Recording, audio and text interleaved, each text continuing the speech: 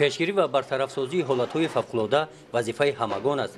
طبق قرار حکومت جمهوری تاجیکستان در شهر و ناحیه‌های مملکت در ساحه مدافع گردشدنی پیشگیری حالت‌های فوق‌العاده و برطرف‌سازی عاقبت‌های آن نقشه چاره‌بینی‌های آموزشی گذاشته ایستاده‌اند. در دایره برنامه آموزشی اوید به پیشگیری حالت‌های فوق‌العاده و عاقبت‌های آن کمیته حالت‌های فوق‌العاده و مدافع گردشدنی نزد حکومت جمهوری تاجیکستان در موافقه با وزارت معارف و علم جمهوری تاجیکستان ماه اپریل و مای در مؤسسه‌های تحصیلات میانه عمومی برنامه عملی می‌گذرانند. چنین مشق عملی اوید پیشگیری حالت‌های فوق‌العاده و برطرف‌سازی عاقبت‌های آن روز 22 اپریل در دهه 1 مای جامعه دهاتی 20 سالگی استقلالیت جمهوری تاجیکستان در مؤسسه تحصیلات میانه عمومی رقم 36 ناحیه فرخور دایر گردید. چاره‌بینی از قسم‌های گوناگون عبارت بودند. در دوره همین چاره‌بینی در مکتب ویکتورین اوید به حالت‌های فوق‌العاده و مدافع گردشدنی گذرانده شد. از سوال جواب‌های خوانندگان معلوم بود که آنها درباره مدافع گردشدنی و حالت‌های فوق‌العاده معلومات خوب دارند. مدافع گردشدنی مجموعه چاره‌بینی‌های عمومی دولتی مدافعی محافظتی میباشد که برای حمایت اهالی اقتصادیات حدود تاجیکستان تا آغاز و هنگام سر زدن عملیات‌های جنگی حالت‌های فوق‌العاده و آفت‌های طبیعی پیش بینی شده است. در مؤسسه تحصیلات میانه عمومی رقم 36 برای گذراندن مشق مدافع گردشدنی خوانندگان و معلمان مکتب تئوری خوب دیدند. وابسته به حالت‌های فوق‌العاده و پیشگیری آن در این روز خوانندگان رسم‌های جالب پیشنهاد نمودند. حالت فوق‌العاده داخل می شود سوختار، زمین جنبی، باران سیل، شمال، ترما، آبخیزی.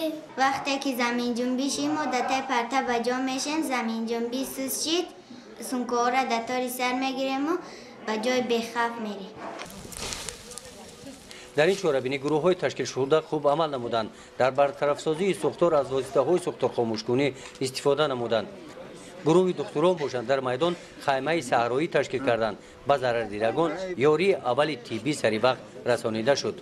خوانندگان مؤسسه ما اوید این حادثه‌های فوق‌العاده معلومات خوب دقیق دارند و از عهده همه آفت‌های طبیعی با سربلندی برآمده می‌توانند. چاره‌بینی با موفقیت گذشت. در جنبست اشتراکچیان با افتخارنامه‌ها قدر کرده شدند.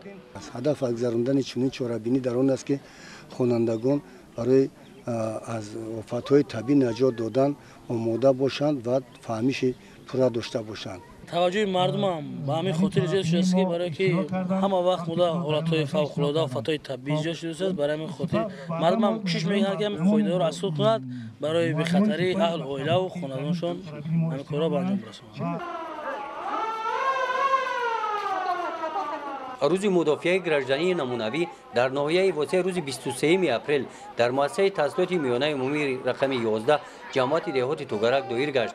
در این چهاره‌بینی رهبران مؤسسه‌های تعلیمی معلمان آمادگی دفاع حربی برای آموزش تجربه پیشقدم اینجا آمدند.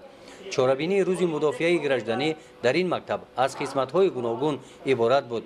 از روی برنامه تیار نموده ستاد حالت‌های فوق‌العاده و مدافع گردشدنی این مکتب هنگام زمین لرزه با صدای آواز دستگاه خبرکننده و آگاهی راهبر ستاد مکتب همه خوانندگان از صنفخانه‌ها به جای بخطر سفربر کرده شدند.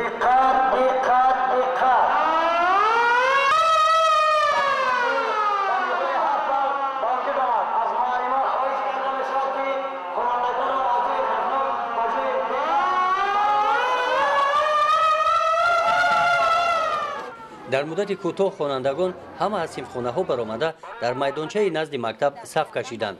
رهبران صنف‌ها از نتیجه به جای بخطر کشانیدن خوانندگان به راهبر ستاد مکتب گزارش دادند. در مشق پیشگیری و برطرف‌سازی حالت‌های فوق‌العاده و عاقبت‌های آن گروه‌های نجات‌دهی، گروه آتش‌نشانی، گروه محافظت ترتیبات جمعیتی، گروه خبردارکنی و علاقه رفت عملیات خود را هنگام حالت‌های فوق‌العاده و برطرف‌سازی عاقبت‌های آن نمایش دادند. در جنبست چهاره‌بینی به نفرانی که در این چهاره‌بینی اشتراک فعالانه داشتند از نام مأموریت مؤسسه تعلیمی و رهبریت ستاد ناحیوی اوید به حالت‌های فوق‌العاده و مدافع گردشدنی با افتخارنامه‌ها قدر کرده شدند. گزارش خواجه نظریف خدای نظر ظهورов برای برنامه اطلاعاتی نوید.